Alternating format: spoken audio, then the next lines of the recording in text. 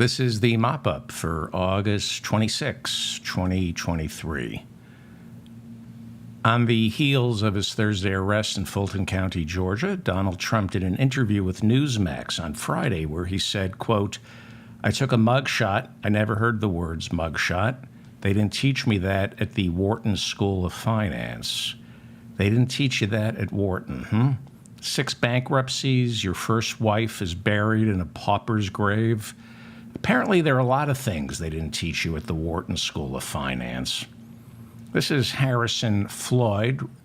His real name is Willie Lewis Floyd. He is the former leader of Black Voices for Trump, and this is his mugshot. He is one of the 19 defendants in the racketeering case filed by the Fulton County, Georgia District Attorney's Office. Harrison Floyd is 39, and he oversaw black outreach for Donald Trump's 2020 presidential campaign, all one of them. Floyd is charged with racketeering, conspiracy to solicit false statements, and influencing witnesses. According to the indictment, after the 2020 presidential election, Harrison Floyd sent Trevion Kutti, Kanye West's publicist, down to Georgia to scare the hell out of Ruby Freeman, an African-American election worker. Ruby Freeman and her daughter, Shaye Moss, were election workers in Georgia. They were defamed by Donald Trump and Rudy Giuliani, who falsely accused them of stuffing ballots for Joe Biden. Ruby Freeman and Shaye Moss's life immediately turned into a living hell. Racially tinged death threats came their way, and they had to go into hiding. Now, according to the indictment, Harrison Floyd told Trevion Kutti, Kanye's publicist, that's her mugshot, to visit Ruby Freeman and tell her that her life is in danger. But there's a billionaire. I can't tell you who he is. He wants to help save your life because you are in a lot of danger. They're coming. They're going to arrest you. But the billionaire who sent me wants to help. But the only way this billionaire can protect you is if you recant your claims and say Donald Trump is telling the truth, that you did, in fact, feed phony ballots, phony Biden ballots into the machines. This is some evil, evil stuff, right? Okay? The mother and daughter, Ruby Freeman and Shaye Moss, said no. They refused. And so Trevion Kutti and Harrison Floyd were indicted along with 17 others. Harrison Floyd and Trevion Kutti were charged with essentially witness tampering. All 19 defendants now have been printed. They've gotten their mugshots taken. They have been processed. They all posted bond, and they were sent home. All 19 of the indicted co-conspirators, everyone, mugshots, fingerprinted, and they were all sent home except the black man, Harrison Floyd. The one black man in this indictment is still in Fulton County Jail this morning. On Friday, Fulton County Superior Court Judge Emily Richardson refused to allow Harrison Floyd to post bond because he's a flight risk. Donald Trump has his own jet, but Harrison Floyd is the flight risk. What are the odds? What are the odds? Out of 19 defendants who got processed this week by the Fulton County Jail, the one black man of the 19, he's not free to leave. What are the odds? The only defendant who must stay inside the overcrowded, scabies-infested death trap of a jail is the black guy. There are two side stories to this big indictment.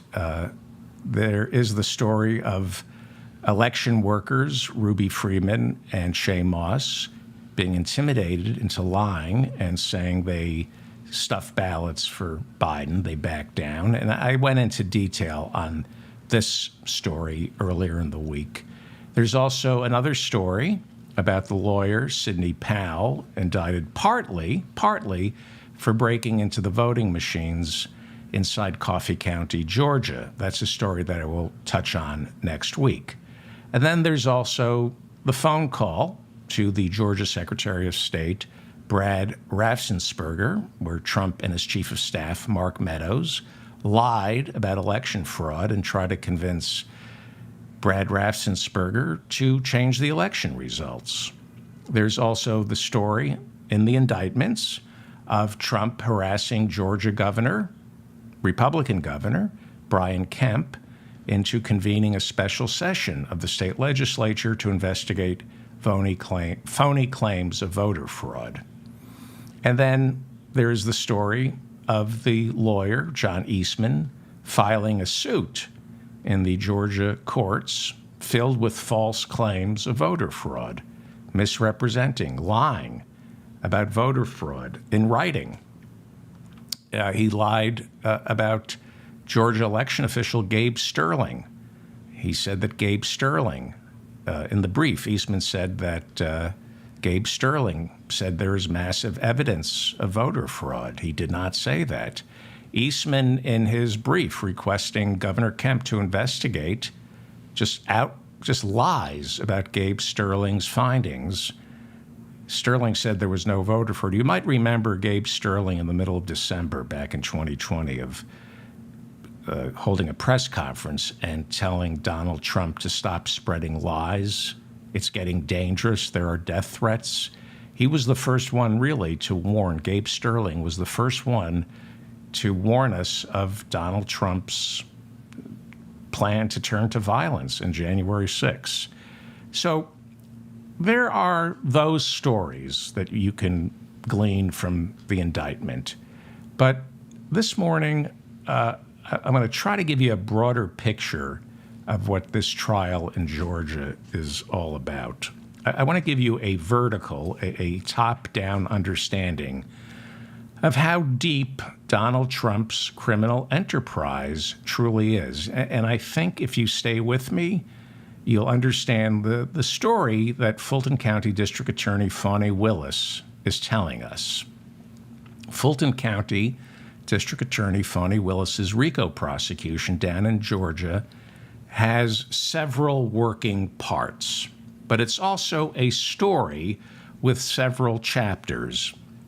It's the story of a criminal enterprise, racketeers who took part in a massive conspiracy to defraud the government of the United States, the government of Georgia, and they attempted to disenfranchise a majority of voters in that state who picked Joe Biden to be their president and not Donald Trump. To carry out this scheme, multiple state laws were broken. Most notably, conspiracy to commit election fraud. Election fraud is against the law in Georgia. To commit election fraud, the defendants, in this case, lied to other government officials, which is also against the law in Georgia. You're not allowed to make or write false statements before government officials or in government settings. You are not allowed to conspire with others to solicit underlings to make false statements or put false statements into writing. You're not allowed to perjure yourself when you go before the grand jury handing down the indictments in this case.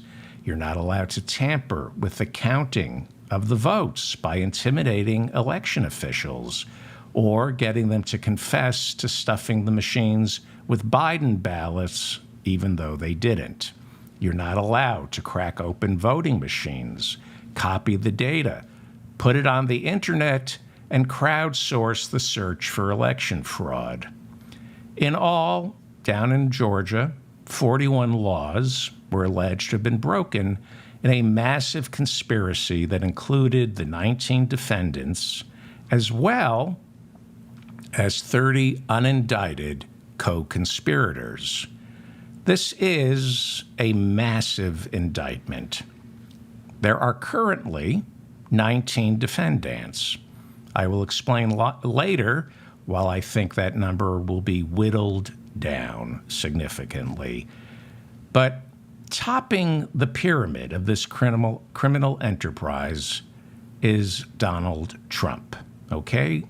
I want to explain the structure that Fani Willis has uncovered. It is a criminal enterprise. This is mafia stuff, okay? Directly below Donald Trump is his White House chief of staff, Mark Meadows, right? Nothing sits on Donald Trump's desk in the White House unless it first goes through Mark Meadows. Any crimes that Donald Trump committed, Mark Meadows aided and abetted. He witnessed them. He was his chief of staff. He saw everything. So Meadows has been indicted, along with the other 18 defendants, for violating Georgia's RICO Act.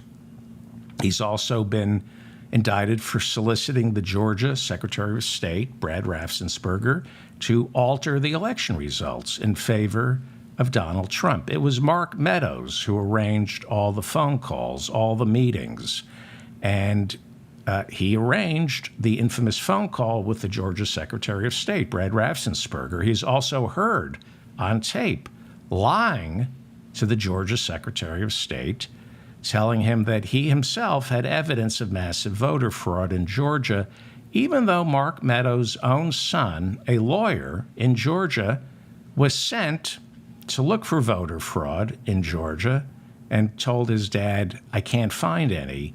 And that prompted Mark Meadows to walk around the White House joking before this call to the Georgia Secretary of State. Mark Meadows was heard cracking jokes about voter fraud, saying it's non-existent, but it was funny to him. It was funny. So I'm going to go vertically down the chain of command of this criminal enterprise. So it starts with Donald Trump, and then it goes to Mark Meadows, his chief of staff, his consigliere, if you will.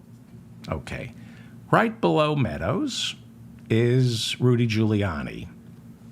Rudy was the top lawyer in this criminal enterprise.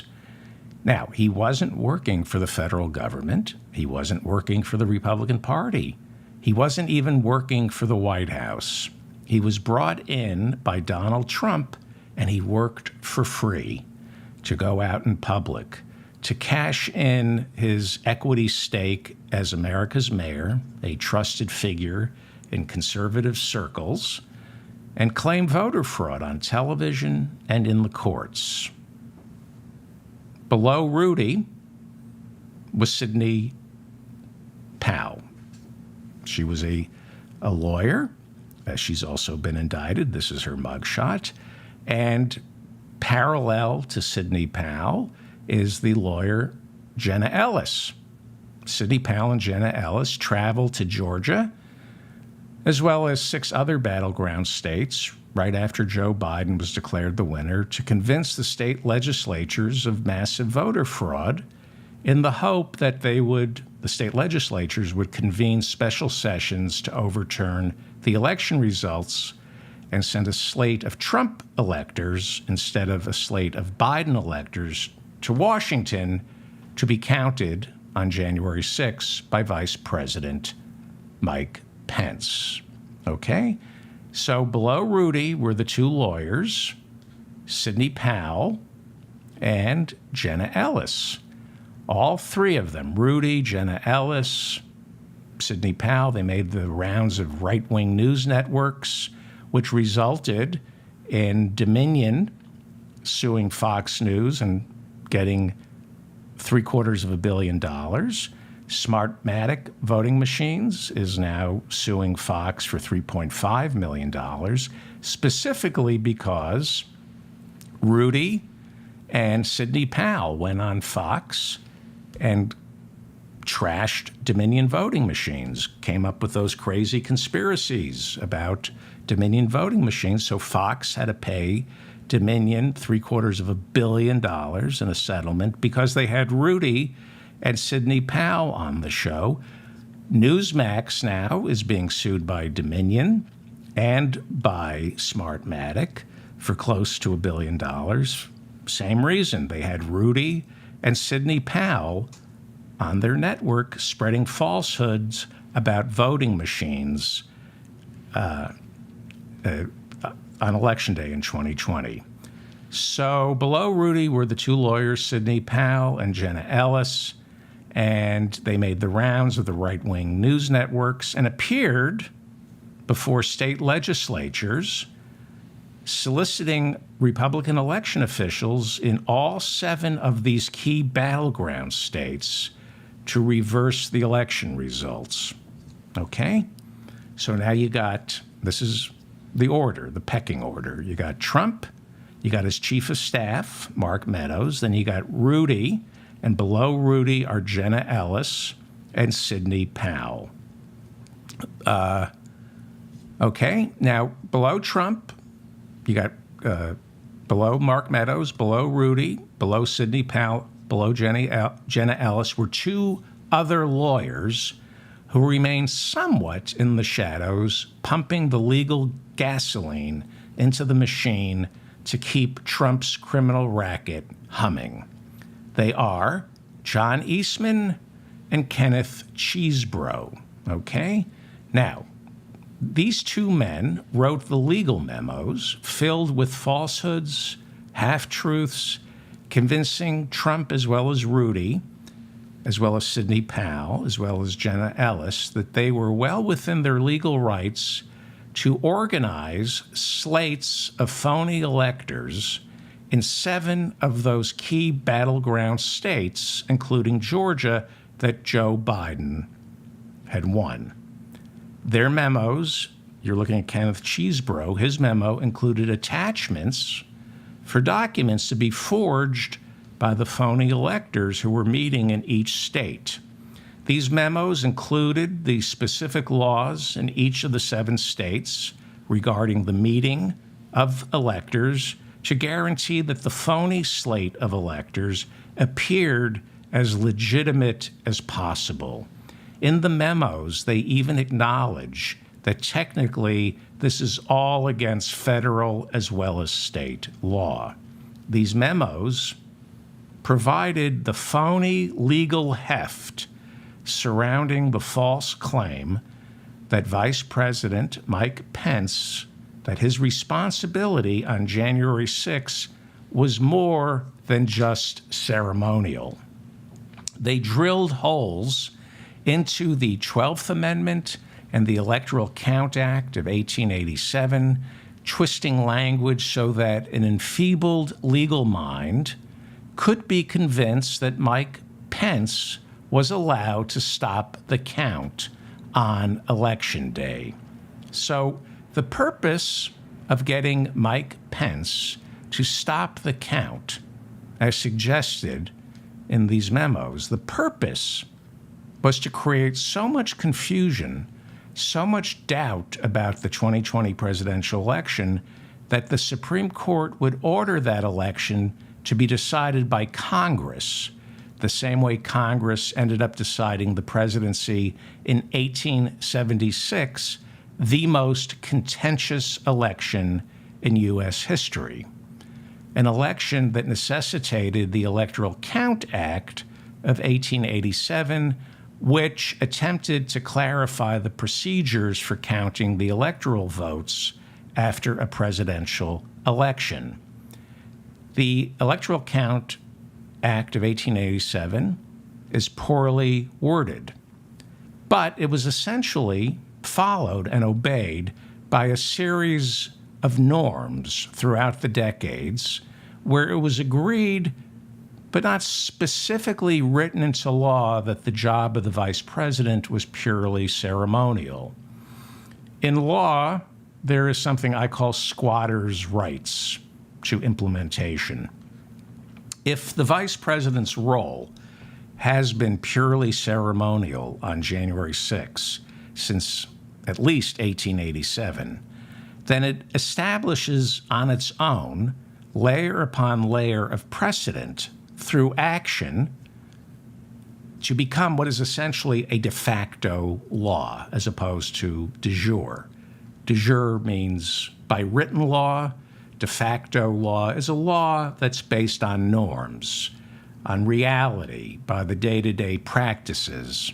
And so, John Eastman, the lawyer John Eastman, and the lawyer Kenneth Chesebro, working for Donald Trump, who has no respect for these norms, they looked for loopholes in the Constitution, the Electoral Count Act of 1887, as well as the 12th Amendment, and they wrote memos that said an argument could be made.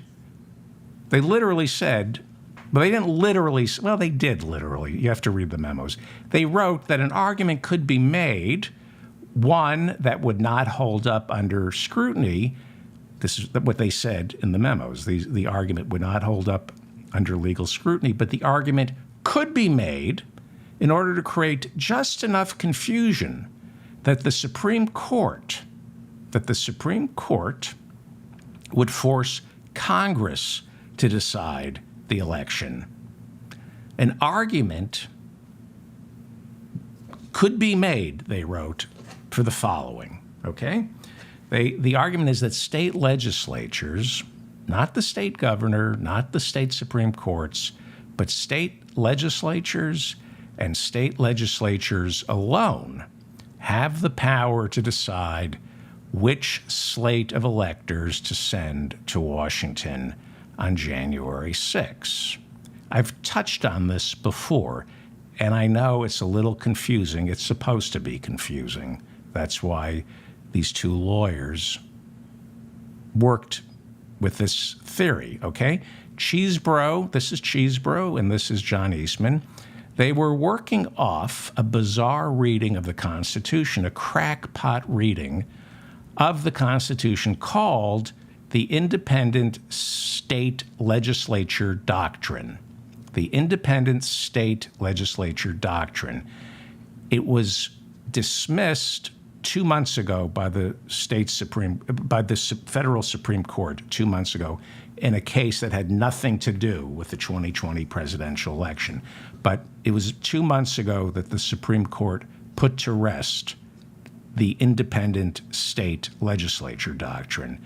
But because it wasn't settled by the Supreme Court, Chesebro and John Eastman were working with this doctrine, okay? Are you confused? Because you're supposed to be. All this nonsense is intended to confuse everybody on the planet except the Supreme Court. That was the plan. Chesebro and Eastman wrote these memos. Nobody understood them. They knew that it would have to go to the Supreme Court. The Supreme Court would say, well, this election is just like 1886. Congress has to decide. That was part of the conspiracy. It's what Kenneth Chesebro essentially put into writing in his legal memos. He basically said, throw so much dirt in the eyes of the American people, into the eyes of the media, into the eyes of our politicians. Nobody will be able to explain it to anybody, especially voters. Politicians won't be able to explain it to each other, and we would have all these phony experts screaming at one another. Nobody would be able to break through the noise, and so the Supreme Court would say, this is now the most contentious presidential election in American history. What choice do we have but to order Congress to decide who the winner is? And because of the electoral map, and I'll explain that in a second, Trump would have been declared the winner. He would have lost the popular vote as well as the Electoral College. But the idea was to create so much confusion that it would be decided by Congress. And if it's decided by Congress, Trump, because of the way they weighted the states, Trump would be the winner. So John Eastman knew this. Kenneth Chesebro knew this. They knew exactly what they were doing. Confuse everybody. with the phony slate of electors and the independent state legislature doctrine, which the Supreme Court said is illegitimate 2 months ago. But there was no ruling from the Supreme Court back in November of 2020 when Kenneth Chesebro and John Eastman wrote those memos. So the independent state legislature doctrine, which has now been consigned to the dust heap of history, but the independent state legislature doctrine suggested that there's a clause in the U.S. Constitution. And in the U.S. Constitution, they claim all authority to regulate federal elections within each individual state falls upon and only upon that state's elected lawmakers in the state legislatures, with no checks and balances from the governor of the state or the Supreme Court. That's the independent state legislature doctrine. And this idea was what fueled Trump and Giuliani and Sidney Powell and Jenna Ellis to go to the battleground states and meet with Republican legislators to get them to reverse the election results. And working off these memos written by John Eastman and Kenneth Chesebro, Rudy, Jenna Ellis, and Sidney Powell were able to say, look, you get to decide. It's the independent state legislature doctrine. It's in the Constitution. You get to decide as a state legislature who gets to be sent to Washington, D.C. to represent you in the Electoral College. Okay? I know it's confusing. It's supposed to be confusing. Based on this crypto legal scholarship, based on the fake memos written by Kenneth Chesebro and John Eastman, Rudy Giuliani, Sidney Powell, sometimes Jenna Ellis, they travel to the 7 battleground states that Biden won. And Rudy, Jenna Ellis, and Sidney Powell tried to convince those states, their Republican-controlled legislatures, that they had evidence of massive voter fraud. And because we have evidence of massive voter fraud, the state legislators, under the independent state legislature doctrine, could act unilaterally without the governor's permission or the state Supreme Court's oversight. They, and they alone, just the legislative branch of each individual state, could send a slate of Trump electors to Washington on January 6 instead of Biden electors. They did this in 7 key battleground states that Trump lost, and they insisted, they lied and said, we have evidence of voter fraud. And they thought that these state legislators would say, well, if it's Rudy Giuliani and Trump's lawyers saying they have evidence of voter fraud, we should convene a special session of our legislature and elect a brand new slate of electors to send to Washington for January 6.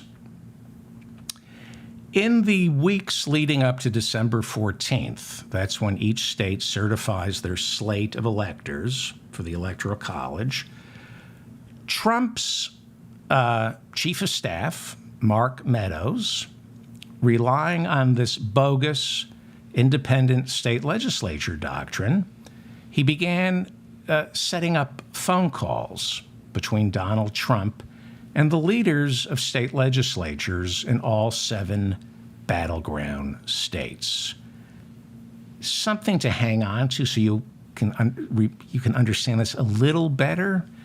I think you all remember who Rusty Bowers is. How can you not remember the name Rusty Bowers? It's an easy name to recall. So I'll briefly tell you the Rusty Bowers story. He was the Republican Speaker of the Arizona State House in 2020.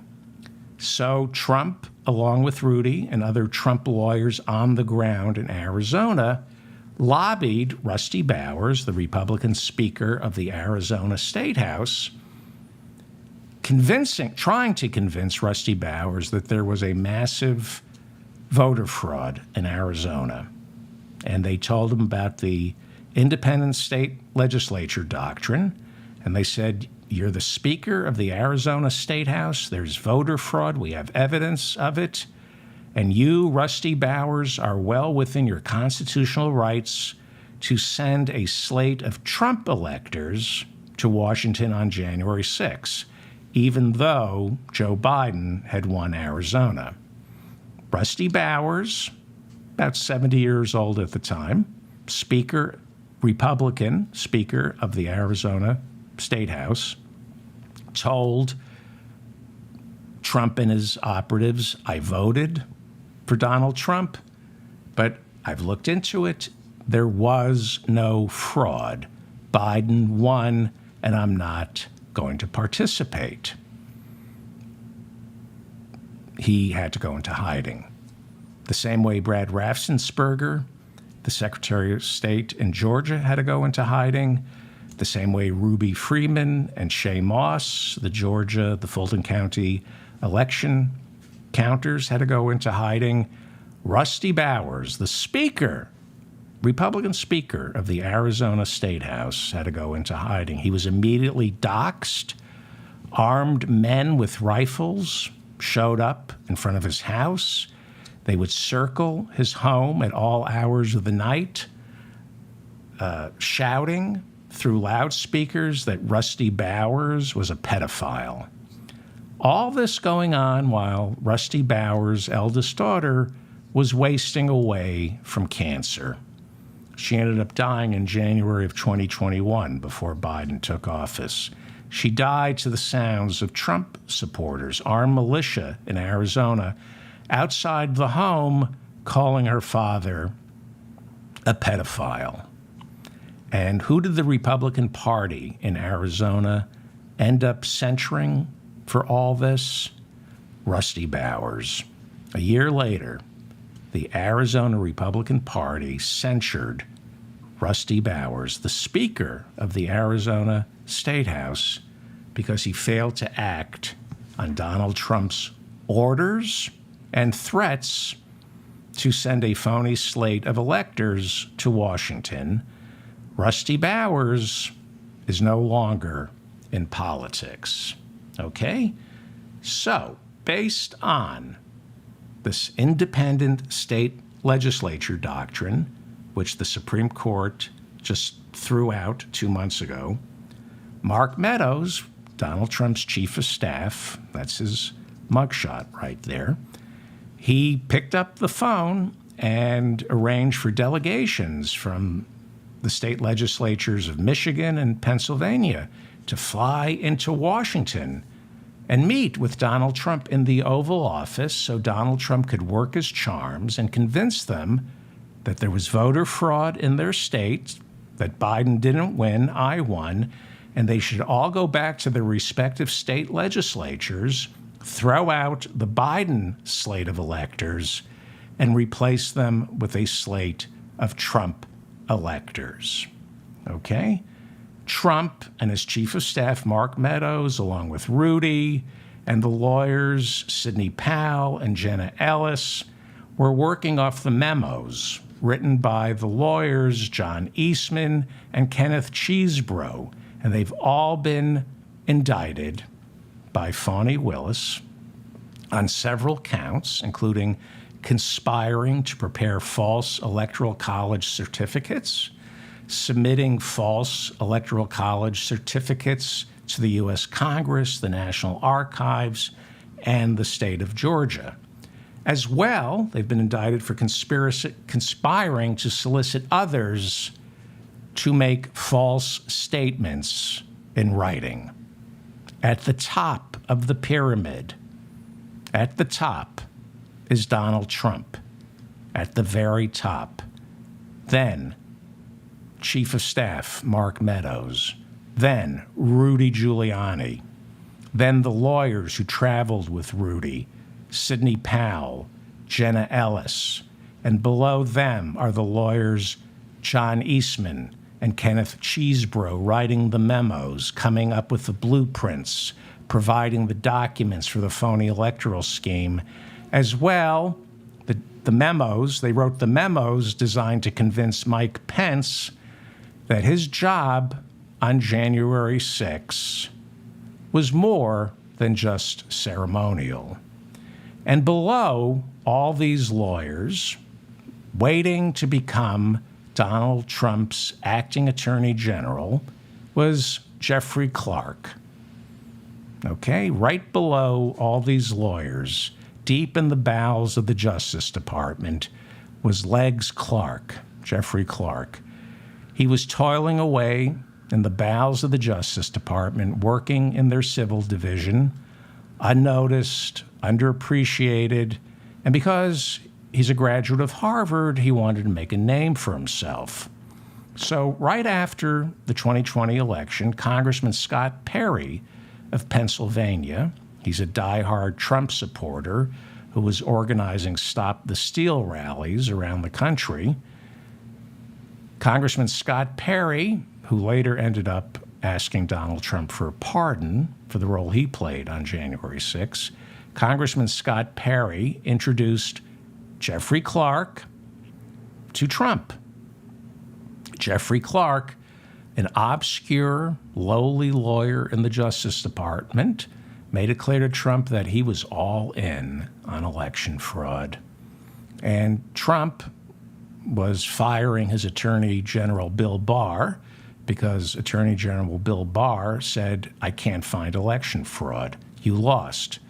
Trump was getting ready to fire Acting Attorney General Jeffrey Rosen because Rosen also said there was no election fraud. So Trump decided, I've got it. I will fire Jeffrey Rosen and make this obscure Justice Department official, Jeffrey Clark, my acting attorney general. And he, as acting attorney general, will appoint Sidney Powell as a special counsel. And together they would begin prosecuting Democrats for election fraud. And Jeffrey Clark, the obscure Justice Department official, the only lawyer in the Justice Department willing to acknowledge voter fraud, Jeffrey Clark, saw this as his moment. I'm going to be acting attorney general. So he drafted a letter to be signed by the acting attorney general, Jeffrey Rosen. And the idea behind this letter was Jeffrey Rosen, the acting attorney general, would sign this letter that claimed there was massive evidence of voter fraud in Georgia. In the letter, drafted by Jeffrey Clark, it was filled with lies that the Department of Justice had found massive evidence of voter fraud in the state of Georgia, and we here at the Justice Department, I, Jeffrey Rosen, acting attorney general, am urging you, the state legislature in Georgia, to convene a special session. Clark wrote the letter. Clark is the lowly, obscure Harvard graduate in the Justice Department, underappreciated, right? And he wrote the letter filled with lies about election fraud. And he tried to get the acting attorney general, Jeffrey Rosen, to sign it. And Rosen said, "Get out of my office, and you're not allowed to talk to the President of the United States. It's against policy." But Jeffrey Clark, he was going to be acting attorney general, so he kept talking to Donald Trump. You're not allowed. If you're in the Justice Department, the only people who are allowed to talk to the President of the United States are the Deputy Attorney General and the Attorney General. Okay? So, Jeffrey Rosen refused to sign that letter, which is precisely why Trump wanted to fire Rosen as acting attorney general and replace him with Jeffrey Clark. Now, the fact that the letter was never signed, the fact that it was never sent, that doesn't indemnify Jeffrey Clark.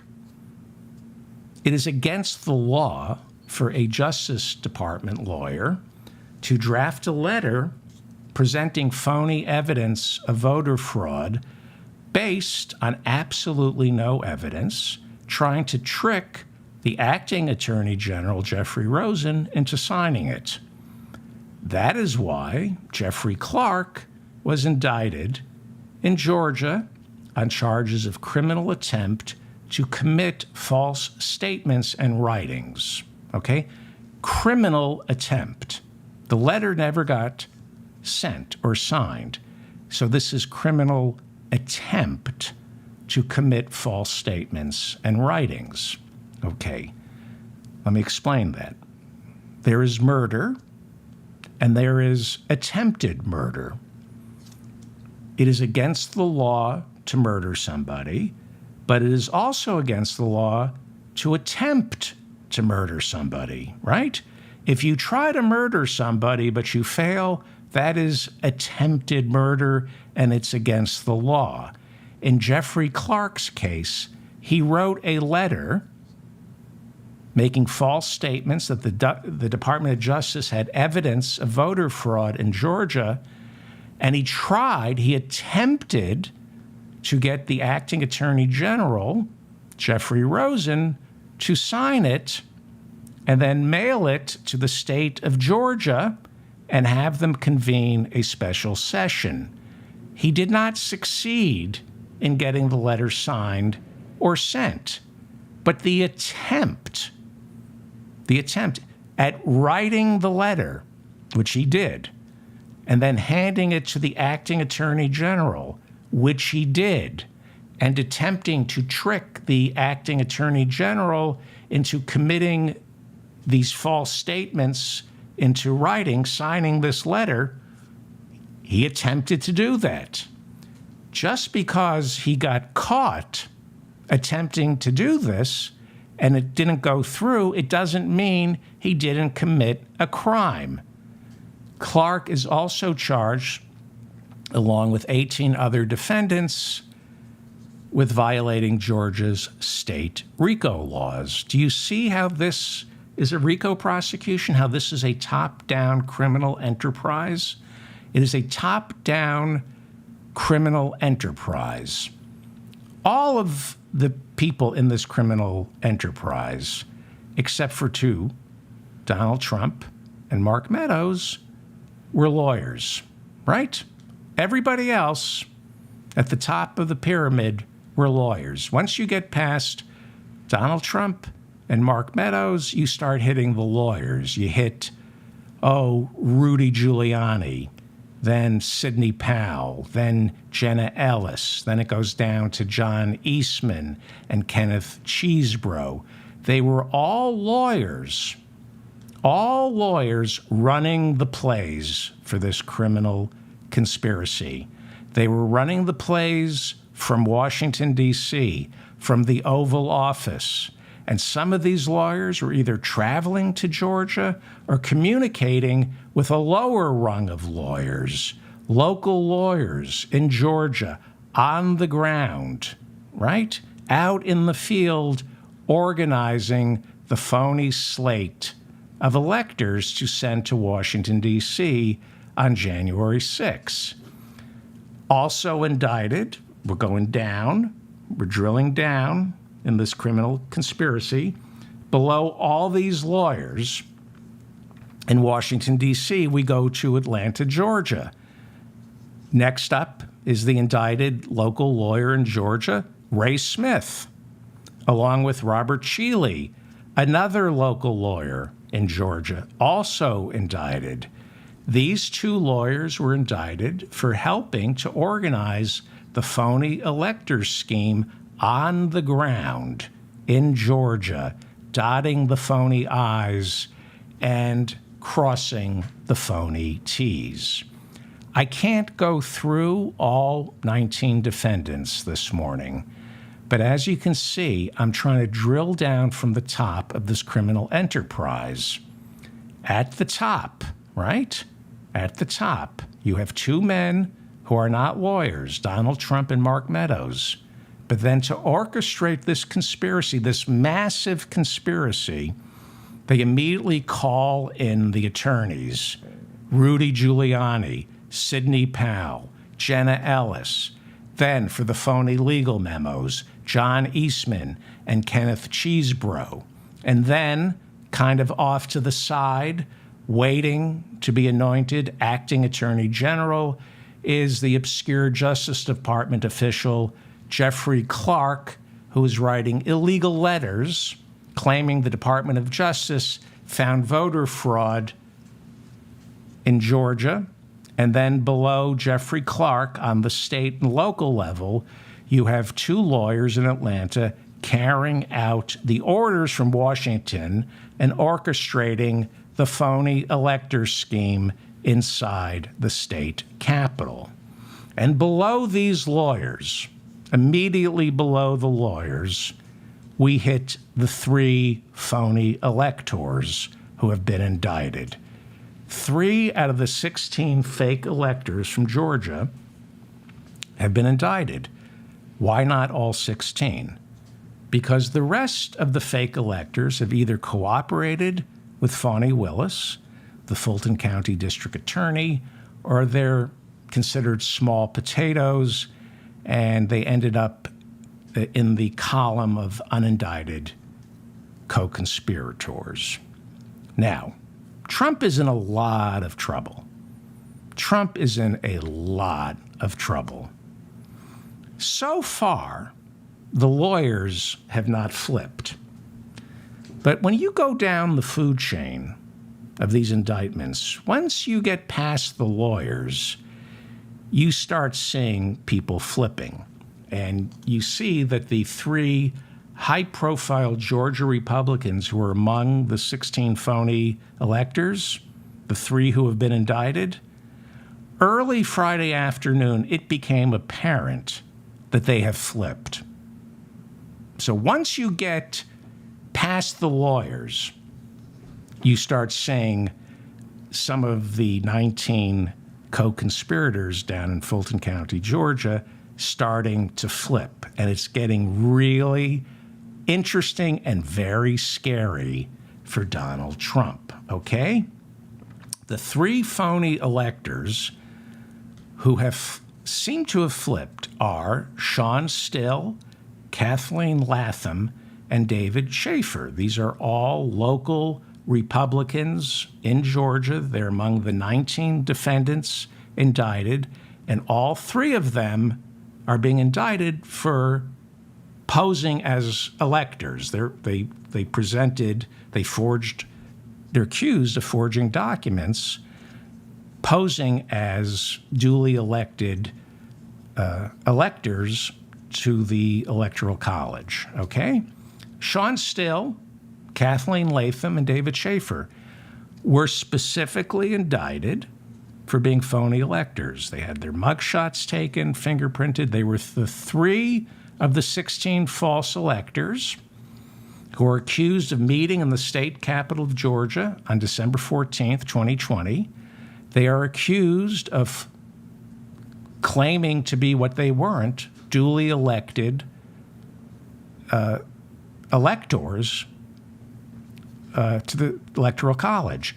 So they've been indicted for forgery, forging documents, as well as impersonating public officers by falsely claiming to be the duly elected and qualified electors from the state of Georgia. They were not. They were part of this grand conspiracy to defraud the government of the United States, as well as deprive the citizens of Georgia their constitutional right to have their votes counted. Joe Biden won the popular vote in Georgia, not Donald Trump.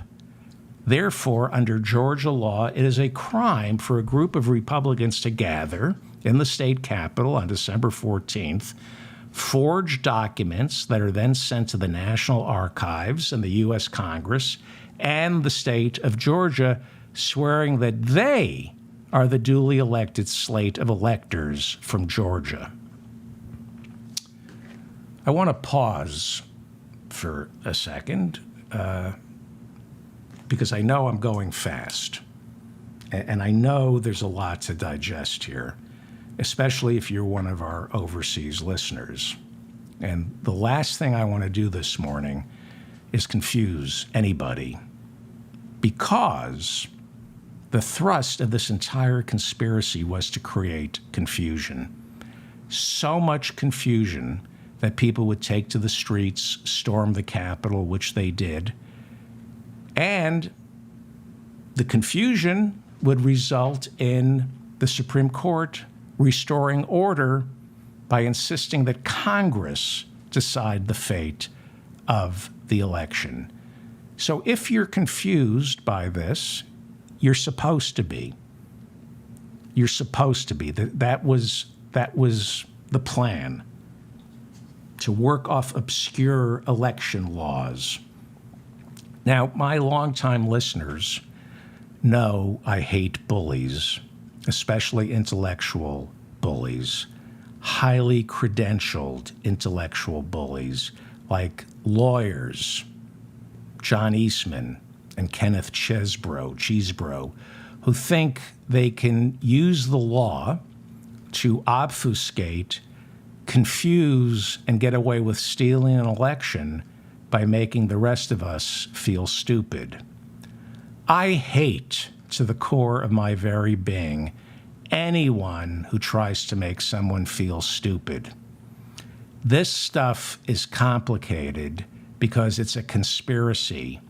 And in this conspiracy, these lawyers relied on incomprehensible, tangled webs of deceit that are designed to make people who are trying to figure out where exactly the crime is stupid, right? It was all designed to make anybody trying to untangle this feel stupid, which is why I love the television show Columbo. Peter Falk, if you've never seen Columbo, it's fantastic. Columbo plays stupid. Pretend you're dumber than the person who committed the crime. That's how you solve it. So the reason I'm obsessing with this indictment, this RICO trial, the reason I'm obsessing with this is because I want to understand it, and I totally get it that nobody understands the false elector scheme. It's impossible to wrap your head around. I can assure you, as the weeks go on and you follow these trials, you will understand it. Because it's not just Georgia. The phony elector scheme is now being tried in Michigan. The state attorney general of Michigan last month indicted the 16 Michigan Republicans who conspired to send a phony slate of electors to Washington from that state. And the Arizona state attorney general has launched an investigation into the 11 Republicans who conspired to send a phony slate of electors to Washington from that state. Nevada is also investigating the phony electors scheme. Maybe Wisconsin will, we don't know. So again, you would be forgiven for not understanding any of this, since it involves the Electoral College, something a good number of my listeners want to get rid of. Okay? I'm going to return to the 3 indicted fake electors who seem to have flipped in Georgia in a second. But I want to review. Because I know I tend to repeat myself, but repetition is the key to learning. Repetition is also the key to spreading lies. Donald Trump learned that from Dr. Joseph Goebbels, that if you repeat a lie often enough, eventually it becomes the truth. Lies are simple, and you can repeat them over and over again. And the only way to combat these lies being repeated over and over again is to repeat the truth so often that eventually enough people can see the lies. So Just so we're clear, and I know I'm repeating myself, the phony electors scheme, according to the indictments, was dreamed up by two of the defendants, Kenneth Chesebro and John Eastman. Those are the two attorneys steeped in constitutional law who thought they had discovered a way to short circuit the most undemocratic instrument of our democracy, the Electoral College. Now, you got to remember that in 2016, Donald Trump lost the popular vote, but he became president by winning the Electoral College. Republicans cannot win the popular vote. Since 1988, only one Republican, George W. Bush, won the popular vote. That was in 2004, in the middle of a war. So Republicans know the Electoral College like the back of their hand. It's the only way they can win. So they know the Electoral College. Kenneth Chesebro and John Eastman wrote a series of memos that Trump acted upon. They laid out plans on how to work America's Byzantine Electoral College system, battleground state by battleground state. All these battleground states, Joe Biden won. But they wrote these memos figuring that election laws are so unfathomable, low-level political operatives in each state would just go along because who are they to argue with the President of the United States or his lawyers? According to these memos, the plan was to get these phony slates of electors sent to Washington by January 6th so that Mike Pence, when counting the Electoral College votes, would declare there are two sets of electors, for example, from Georgia. Okay? He would also, according to the plan, we also have two slates of electors from Arizona, Michigan, Pennsylvania. That was the plan. But in this indictment, the plan was Mike Pence would say, we have an issue here. There are two slates of electors representing Georgia. And he would then declare there is sufficient confusion and declare the certification of the presidential election must be postponed until we get to the bottom of this. So as vice president, I'm also the president of the Senate. I cannot, in good faith, certify the presidential election right now. We have to wait until we resolve these competing sets of electors that have been sent to Washington, D.C., okay? Confusion. This was set up. If you read the memos, Eastman and Chesebro are saying these are not legally sound arguments, but it will create confusion and buy us time.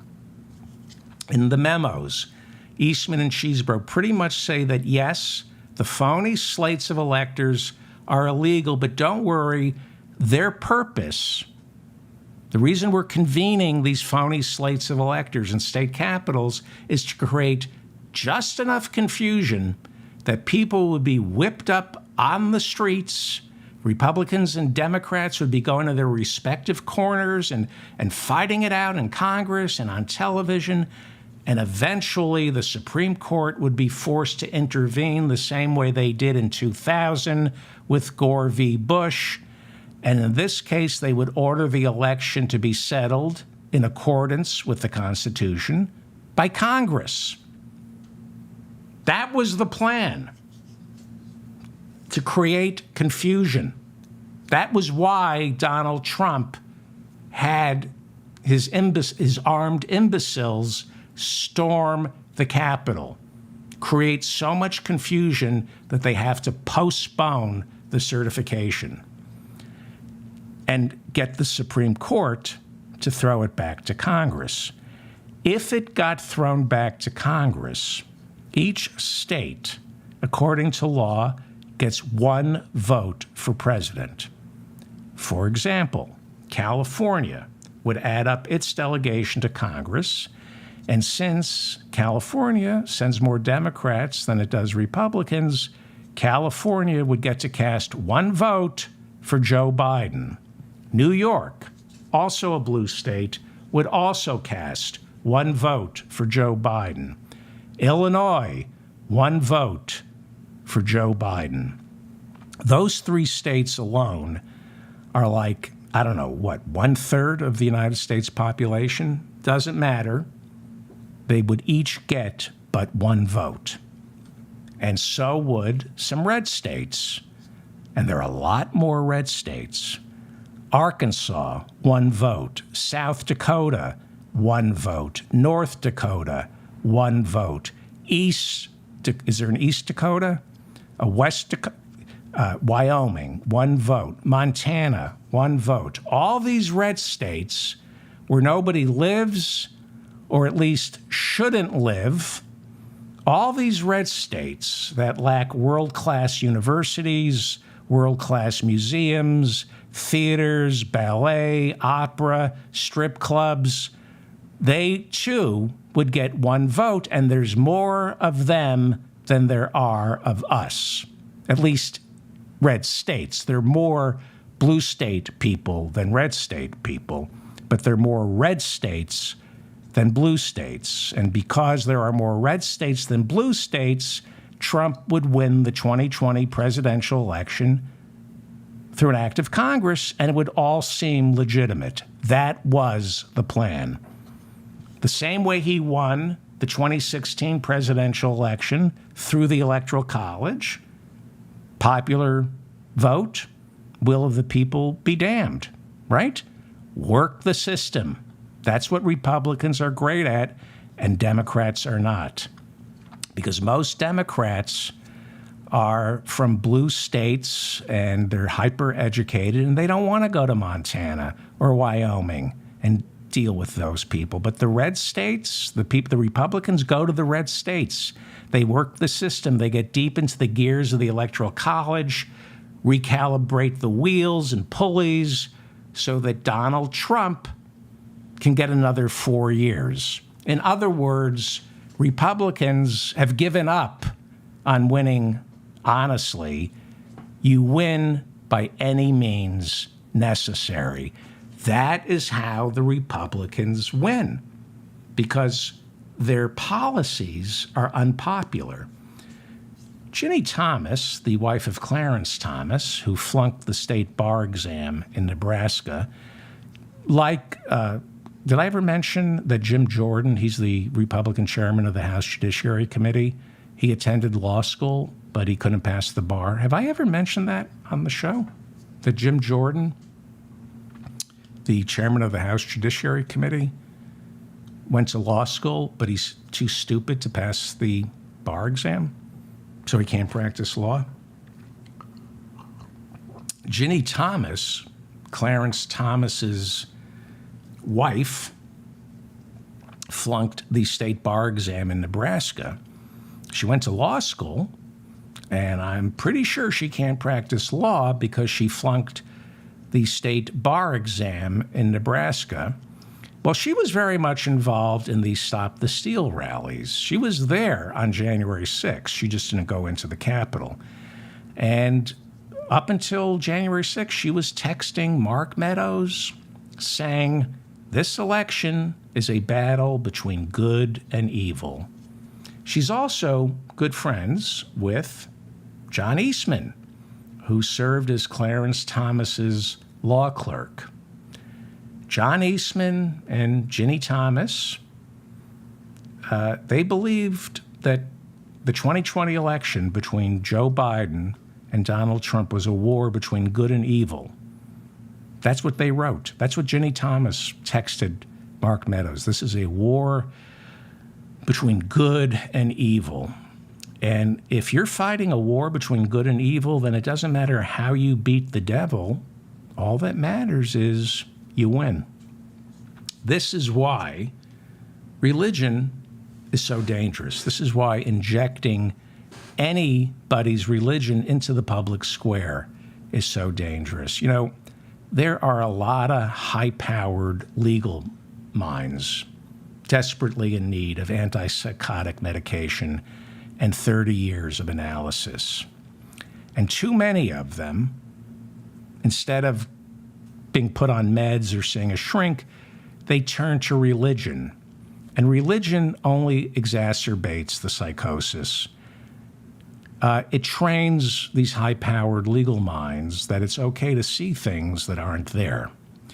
And it trains them to reduce everything down to good versus evil. And once they reduce things to good versus evil, they throw out their legal training, they throw out everything they learned in their from their elite private colleges that try to instill in them the principles of the Enlightenment, and instead they weaponize everything they were taught and use it for their psychotic battle against evil.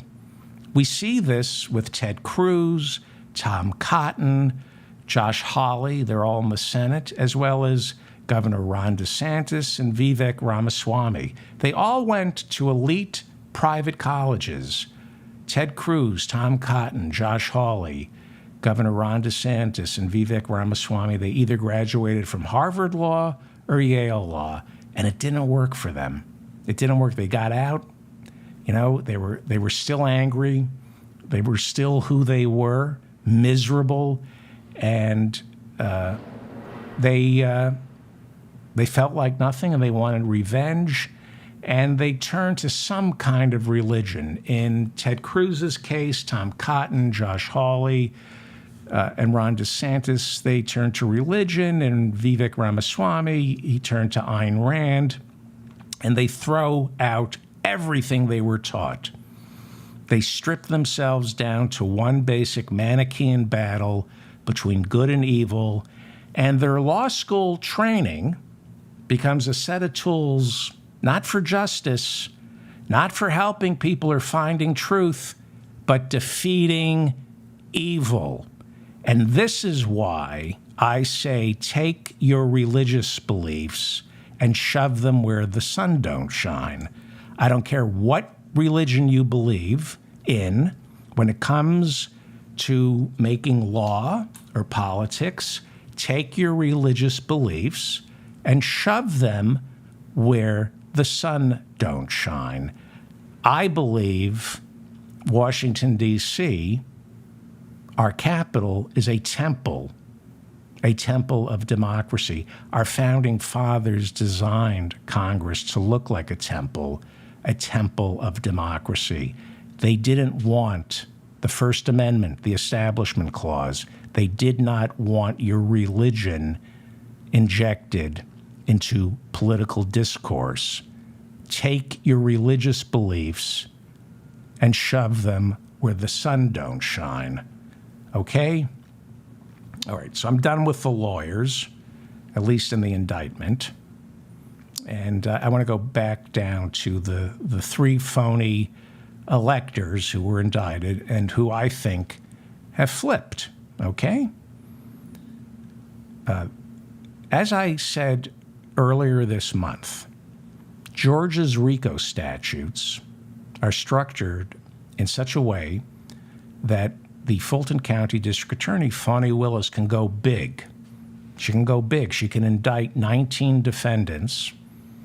And then, as the trial date nears, she can try to pick off as many of them as she can, try to get them to flip in order to make the strongest case possible against the capo tutti de capo, Donald J. Trump.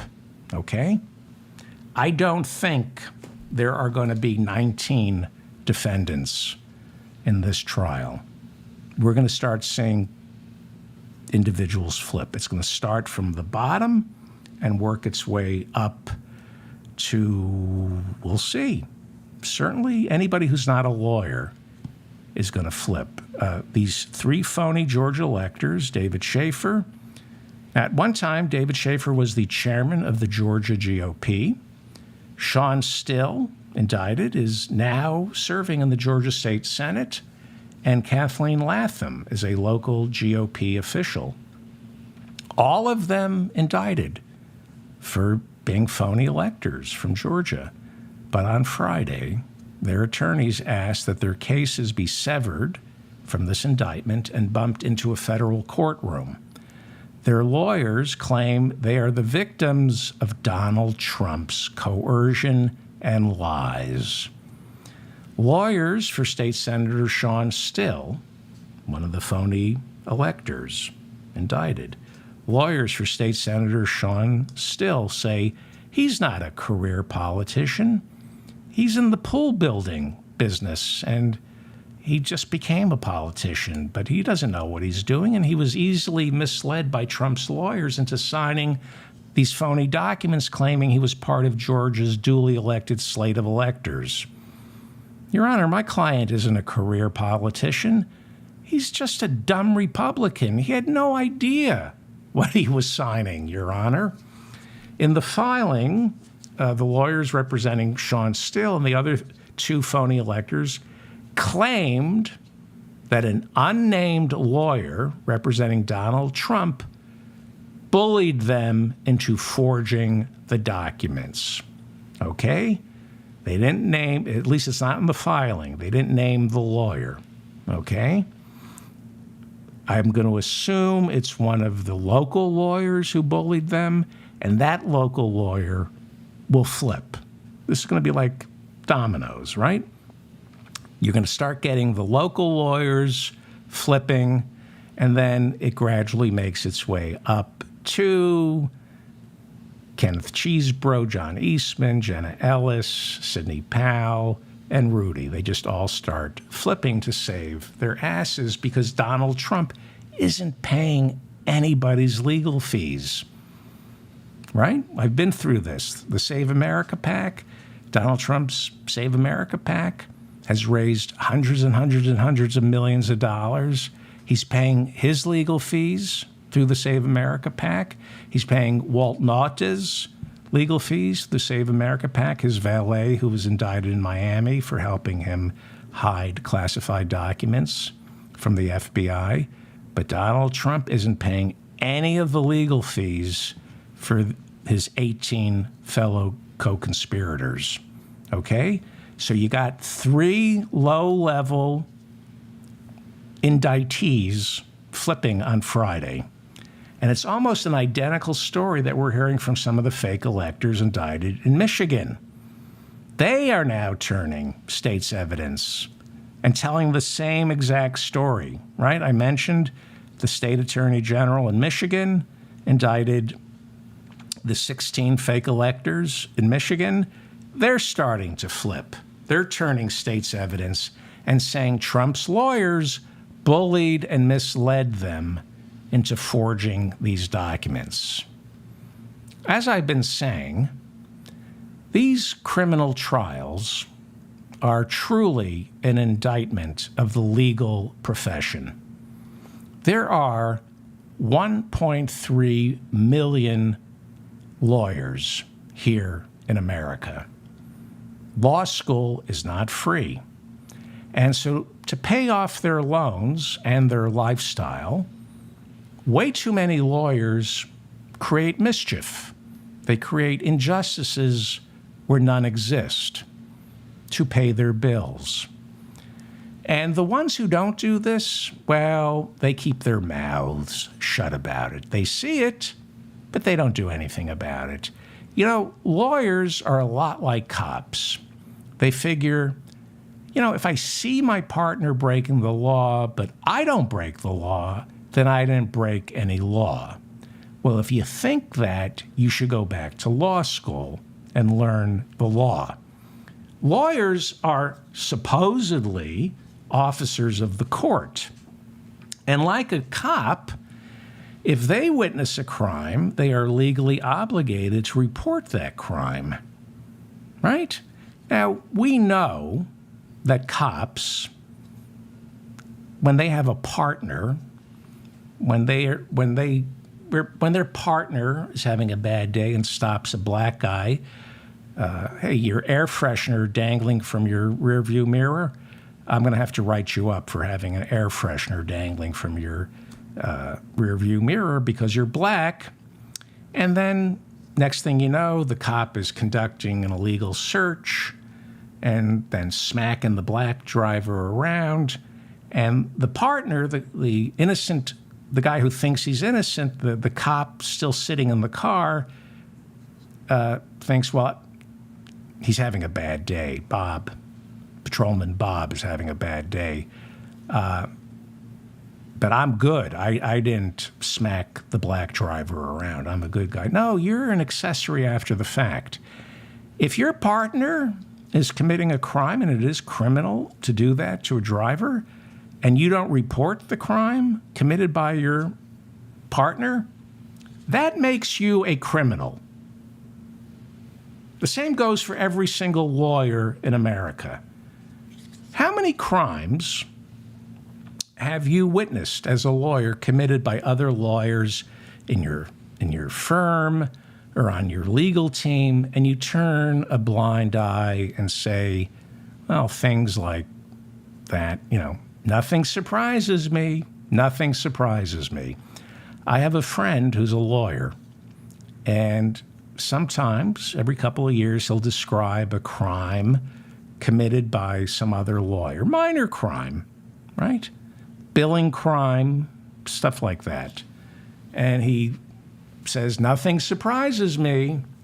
And I say, if nothing surprises you, you should stop being a lawyer.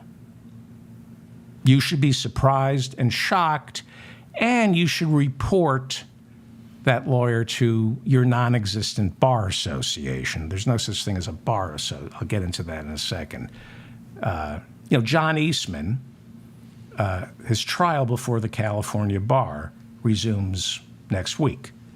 This guy, John Eastman, they've been trying to disbar John Eastman, for 2 years for the role he played on January 6th?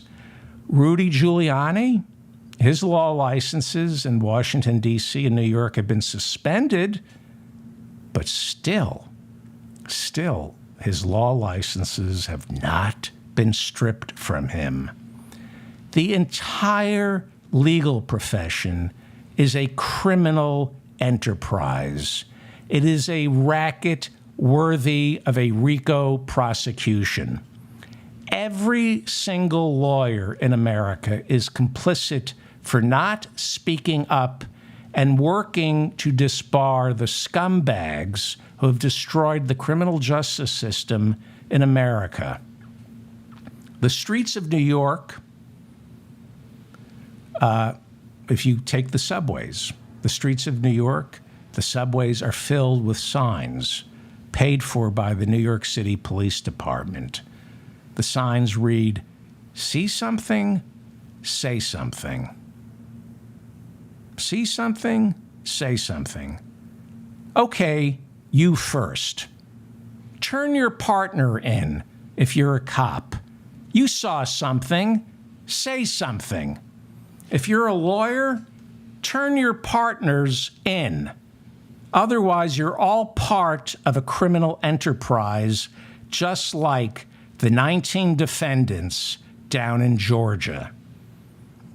I'm David Feldman, reminding you to stay strong and protect the weak. Please like this video. Please share it. If you like the video, that's the best way I remain in your feed. Please subscribe to my channel. Please subscribe to my newsletter. It'll start coming out after Labor Day when I have more energy, and we're going to resume office hours. Thank you to the moderators in the chat room. Thank you to all your comments. They're fantastic. I read them, and I learn a lot from your comments, so thank you very much.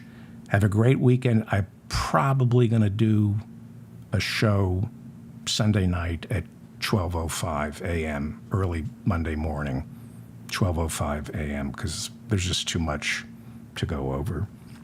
It is a privilege to have you listen to my insanity. Thank you.